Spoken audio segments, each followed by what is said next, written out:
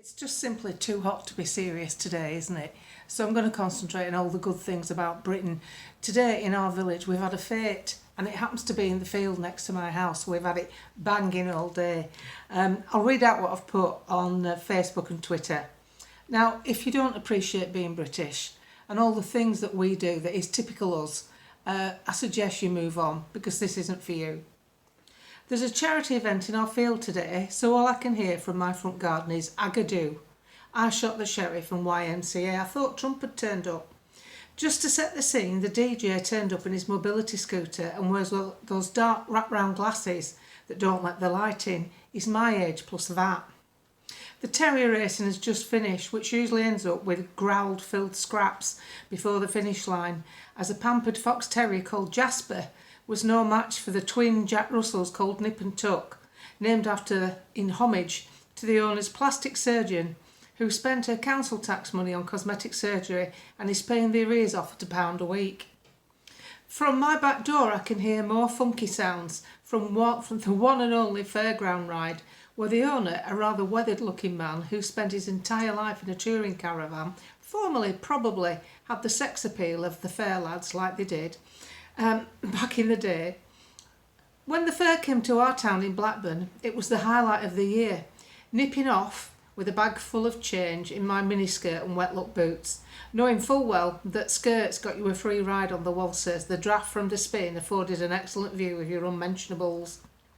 Flirting was all it was, and it made us feel $1 million. Today, the local beauty queen is giving the prizes out in her May Queen dress that doubled up as a bridesmaid's dress when her auntie Pat got married for the second time to the same man. A relationship as tempestuous as any Burton and Taylor, just set on a council estate. The beer tent is full of beer and it's warm. It's in plastic, but it's a beer tent, it's what we do. And right on cue, as I type, the health and safety officer is being called as Marjorie, who's manning the tombola, has twisted her arm and can't spin it anymore. Thankfully, an urgent request over the tannoy has sourced a replacement, and Marjorie is now in the St John's ambulance tent being healed with gauze and sweet tea. As an update, the St John's ambulance tent doubles up as a lost property. As Marge was being festooned in crepe bandage, a gentleman came in looking for his mother-in-law called Dorothy, who looked and spoke like Yoda due to copious amounts of whiskey that she'd sneaked in her handbag. Thankfully, Dorothy wasn't in there because she needed medical attention. She was actually part of the lost property. She was in the section next to the baseball cap and the helium balloon.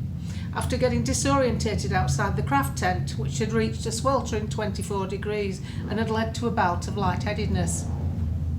If you can hear motorbike sounds in the background, that's the local posse leaving for the day after being to the said fete. Not one of them's under 70. Some of them can't even get their leg over the bike anymore. They have to be pushed up on it.